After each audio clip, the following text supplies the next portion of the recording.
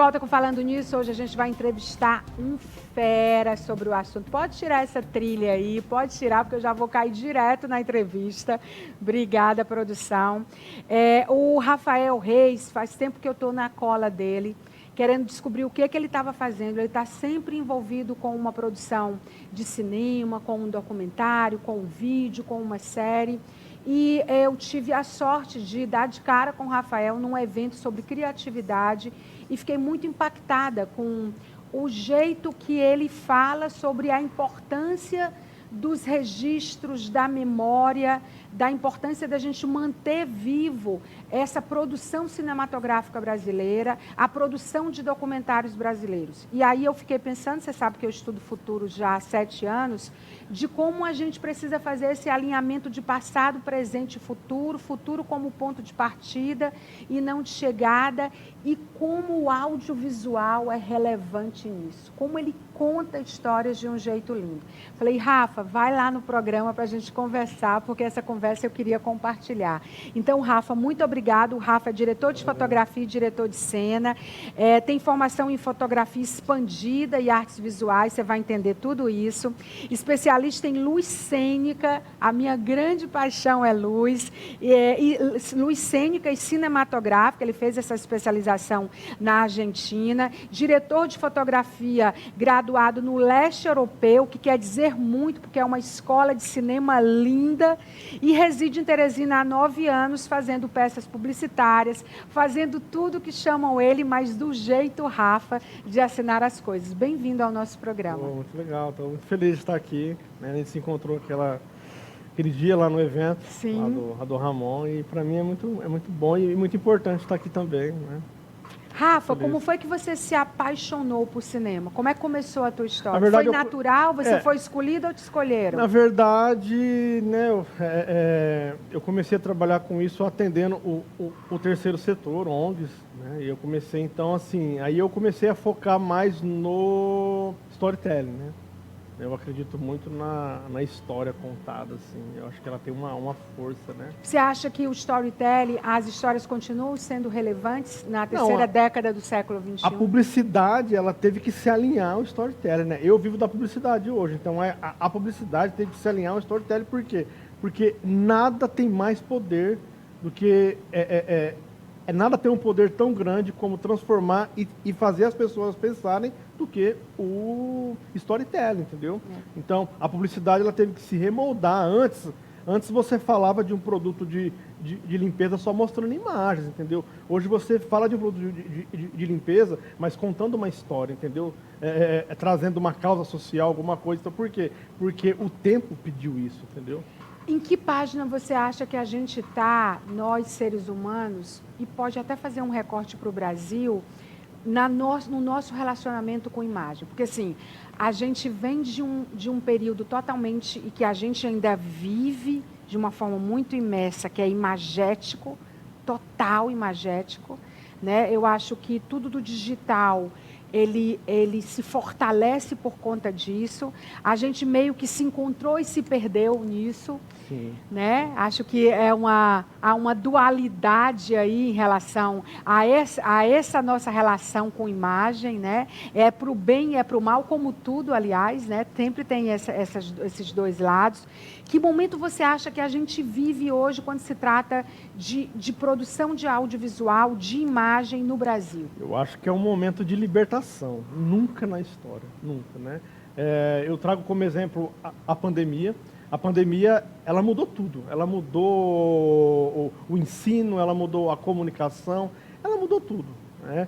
E ela mostrou o quanto de ruim existe dentro de nós e mostrou o quanto de bondade existe dentro de nós, entendeu? E isso influenciou diretamente a comunicação, a publicidade, o cinema, os documentários. Então, eu acredito que esse momento que a gente está vivendo é um momento de libertação. Por quê? Houve uma democratização dos meios, entendeu? Isso foi muito, isso muito é potente, muito importante. Né? É muito potente, é forte, porque agora a Maia não depende só disso daqui.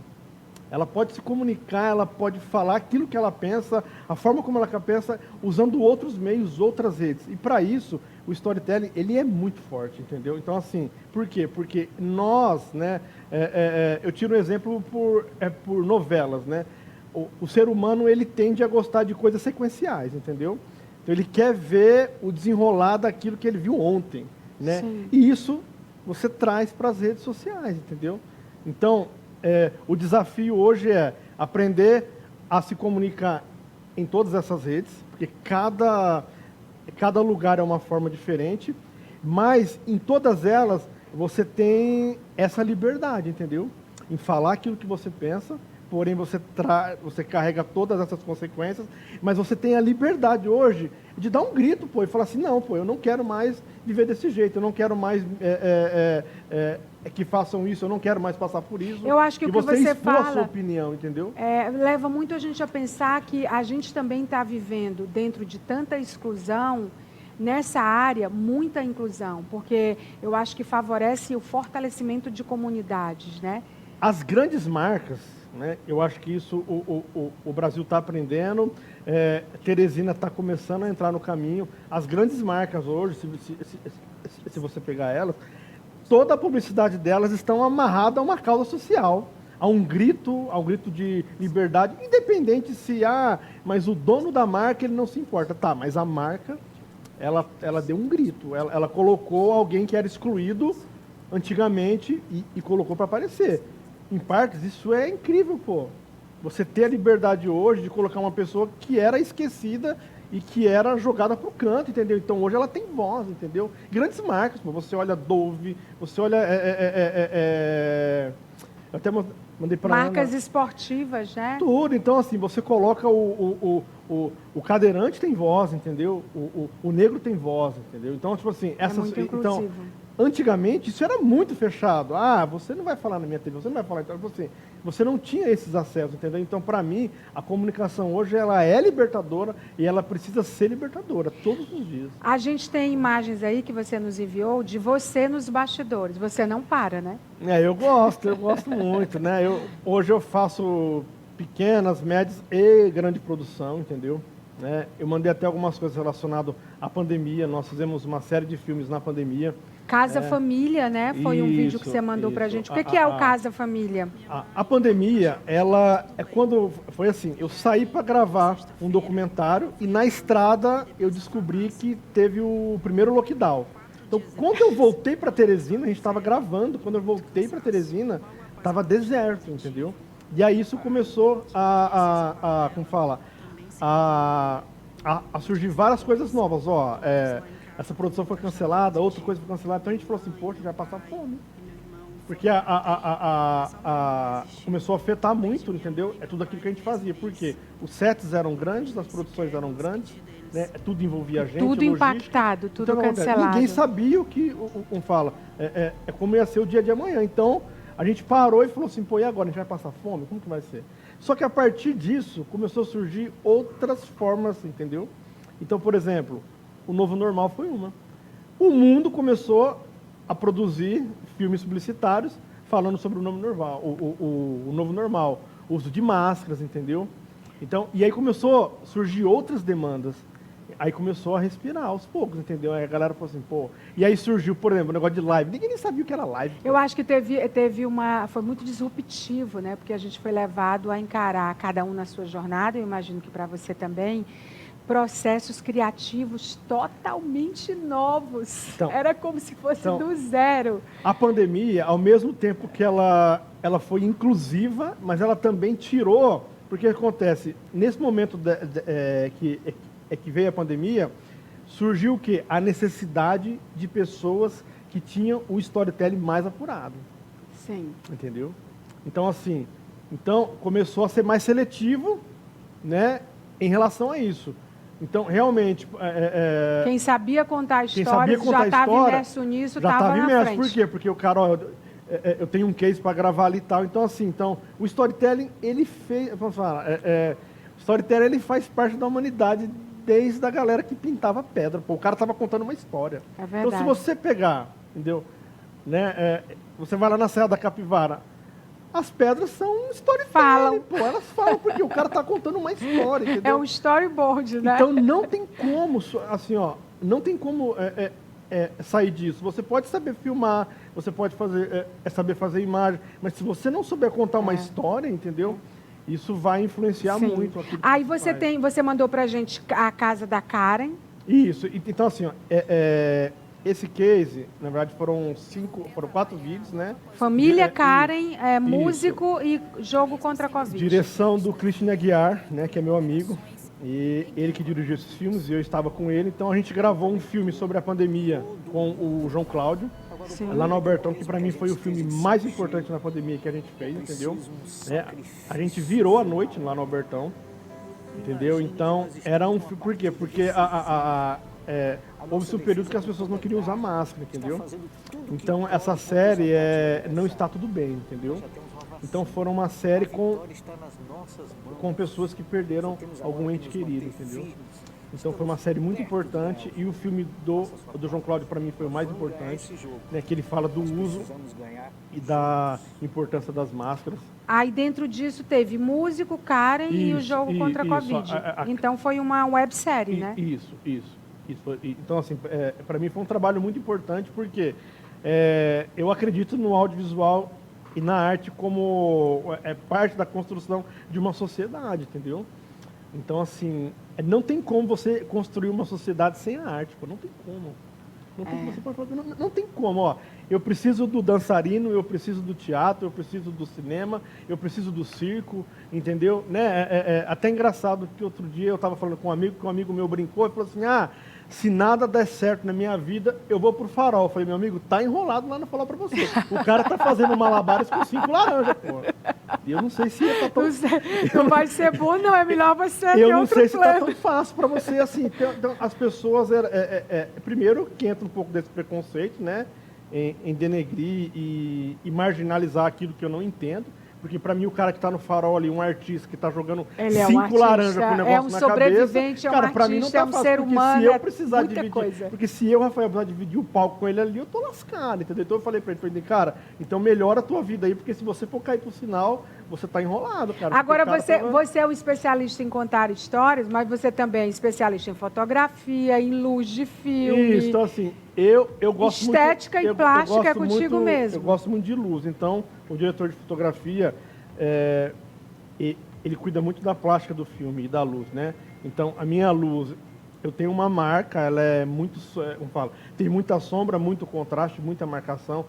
Para mim, a luz, ela é o coração do storytelling, entendeu? Não tem como você contar uma história. Ela cria uma atmosfera sem você trabalhar que a luz, sem muito. você criar uma atmosfera, entendeu? Então, você pode, né, fazer uma cena amanhecer, mas pode estar escuro o quarto, entendeu? Mas você vai olhar aquela cena e você vai saber, porra, tá amanhecendo aquilo ali. A luz entendeu? é parte da história. E história. eu posso fazer uma cena amanhecendo com o quarto torado de luz, entendeu? E você vai olhar pra cena e vai falar assim, poxa, tá amanhecendo ali, entendeu? Rafa, como é que você foi parar no leste europeu? Na verdade, eu fiz um curso lá, entendeu? Né? Era um diretor de fotografia que eu gostava muito, e ele estava dando um curso e nós passamos alguns dias lá fazendo um curso. Foi um curso rápido, mas foi um curso que para mim abriu muito a minha mente, né? Porque ele falou algumas coisas que mexeu comigo e uma delas é o seguinte, ele falou assim, ó, invistam em trabalhos autorais, né? E eu acho que nós, brasileiros e os piauienses, teresinenses, eles gastam pouco tempo fazendo trabalhos autorais, né? Porque ele falou o seguinte, ele falou assim, eu gasto 70% do meu tempo fazendo trabalho autoral, e esses trabalhos autorais são o que me levam a viajar o mundo e as pessoas me chamam para fazer coisas através desses trabalhos, entendeu? Por quê? Porque o trabalho autoral é o único trabalho que eu consigo colocar tudo de mim nele, entendeu? Então você pode chamar eu para fotografar um filme seu, mas talvez ele não vai ter tudo de mim lá. Ele vai ter muitas coisas da Maia, entendeu? E a Maia quer que eu faça o filme dela com algumas coisas minhas, mas ele não vai ser todo meu, entendeu? Eu vou fazer a direção, eu vou fazer luz, mas quem está contando a história ali é a Maia, entendeu? Então, assim, né, o trabalho autoral, seja na fotografia, seja jornalístico, então a pessoa criou um quadro, por exemplo, a pessoa trabalha numa TV e ela quer fazer um quadro, mas a TV, então, hoje, ela tem a oportunidade de criar um quadro que ela pode, que depois aquilo alguém pode olhar e falar assim, poxa, eu quero aquilo ali. A criação de marcas, né, aparecem daí, né? Se você faz autoral, fica muito Então, assim, ó, a muitas tua pessoas marca, a que a tua gente... cara. muitas pessoas Só que a gente... você faz daquele jeito. muitas pessoas que a gente conhece hoje, que estão no mercado, tanto no cinema, documental e publicidade, eles foram chamados através de trabalhos autorais, entendeu? Então a pessoa olhou aquele trabalho ali e falou assim, poxa, eu gostei daquilo ali que eu estou vendo, entendeu? Então hoje, com as redes sociais, com essa democratização, a pessoa tem a oportunidade. E eu acho que a gente produz pouco. Eu falo por mim, né? Eu estou falando mais baseado... Autoral, muito pouco. A gente vive muito no piloto automático. A gente está sempre correndo atrás de pagar os boletos, essa é a verdade, entendeu? E o autoral, ele não paga os boletos, essa é a verdade. Então, ele não paga em partes, entendeu? Por quê? Porque se você colocar o seu coração naquilo, entendeu? E aquilo dá certo, ficar legal, você criar uma estética, você criar uma linguagem, automaticamente as pessoas vão ver aquilo e vão falar assim, poxa, eu quero fazer aquilo. Daquele jeito. Eu quero daquele jeito, entendeu? Então, assim... nós temos essa oportunidade hoje, nós não, as pessoas ficam muito presas a equipamentos e tal. O storytelling, ele é a contação de história. Então, se você souber contar uma história, você pode contar uma história até com esse iPad aí, entendeu? É isso que a gente tem que entender. Então eu vou tirar 150 anos de conhecimento e jogar todos aqui. Não, eu não estou falando que você vai fazer isso. Mas se você não tem essas ferramentas hoje, você pode fazer com o que você tem. O lance é, eu não posso me apegar ao equipamento, entendeu? Eu tenho que me apegar à história. Então, eu posso criar uma estética, uma plástica com o iPad, com o iPhone, pô. Entendeu? Então, eu acho que essa é a grande sacada desse tempo, entendeu? Né? E que traz toda essa liberdade, entendeu? E que tem promovido essa libertação mesmo, em todo o âmbito da nossa comunicação. Existem pessoas que falam muito bem. Por exemplo, eu tiro uma base aqui por Teresina. Teresina é uma cidade que tem muitos profissionais bons, muito, entendeu? Aqui rola um pouco de preconceito, vindo daqui mesmo. As pessoas aqui de Teresina, elas têm preconceito com os profissionais daqui. Eu falo, cara, então assim, ó, porque Teresina não tem diretor de fotografia. Tá bom, mas o que você fez para que isso possa acontecer? Qual foi a sua contribuição para que possa ser levantado diretores aqui em Teresina? Teresina tem ótimos diretores de fotografia. Teresina tem ótimos diretores, Teresina tem atores, entendeu? Claro que não tem como você comparar. Mas São Paulo, pô, você está falando de 14 milhões de habitantes, pô. A gente está falando proporcionalmente. A gente está falando da cidade que é a segunda maior frota de helicóptero do mundo, pô. Não tem como você comparar, entendeu? Então, assim, o lance Teresina tem, hoje eu falei com uma pessoa, a Poliana, ela é teresinense, entendeu? Ela mora aqui e ela acabou de entregar uma série, né? Ela fez assistente de direção, agora ela está em São Paulo, em outro material, e ela acabou de entregar uma série chamada Sintonia, que é da Netflix, uma série super grande. E a mão de obra de onde que era? Daqui, pô. É daqui. Entendeu? Então era daqui. A gente tem o Leno né? Carvalho aqui, por exemplo, que quando a Apple TV foi começar, ele fez para o George Lucas e para o Steven Spielberg a parte de estreia da Apple, assinada pelo Spielberg, era toda de ilustrações do Leno Carvalho. Então, assim, a gente tem tesouros em todos os lugares. A minha dica pare de olhar para aquilo que está próximo. Talvez o que orbite em torno de você seja a mesma coisa. Desmobiliza o teu olhar, que você vai encontrar profissionais maravilhosos em todos os lugares. Até porque foi-se o tempo em que você precisa estar no lugar e trabalhar só para aquele lugar. Tem muita gente em Teresina trabalhando e entregando para fora. E outra coisa, qualificada. As pessoas precisam de oportunidade, entendeu? Eu gosto de uma história muito legal. O Lula Carvalho, que é filho do Walter Carvalho, ele era documentarista e ele foi gravar algo no Amazonas com o José Padilha. E na volta, o José falou assim para ele, eu quero rodar um filme lá no Rio, e eu quero que você faça a direção de fotografia. Ele falou, olha, eu sou acostumado a gravar documentário, mas, né? Não, cara, eu quero que você faça, porque você é do Rio e tal, e o material é no Rio. E ele fez o Tropa de Elite. Só para ilustrar, gente. Você tá entendendo? O cara não foi atrás do bambambam, do cinema, que era... Não, o cara pegou um cara que sabia que tinha potencial, que já era um cara famoso. Beleza, filho do Walter Carvalho, cresceu no set. Então, assim, ó, se as pessoas não tiverem a oportunidade, a gente sempre vai ter esse discurso, sabe? Porque aqui não tem mão de obra, porque aqui não tem isso. Mas tem. Teresina tem mão de obra qualificada, Teresina tem pessoas inteligentes, entendeu? Teresina tem Teresina tem muita entendeu? gente produzindo. A gente precisa investir. Gente, não é à toa que nas redes sociais são os vídeos que estão engajando. O algoritmo, ele foi construído e pensado para valorizar isso, é claro. Foi uma pessoa que disse que tem que ser vídeo e vai ser vídeo. A gente não está aqui para falar de algoritmo, porque esse é outro papo, a gente já falou sobre isso.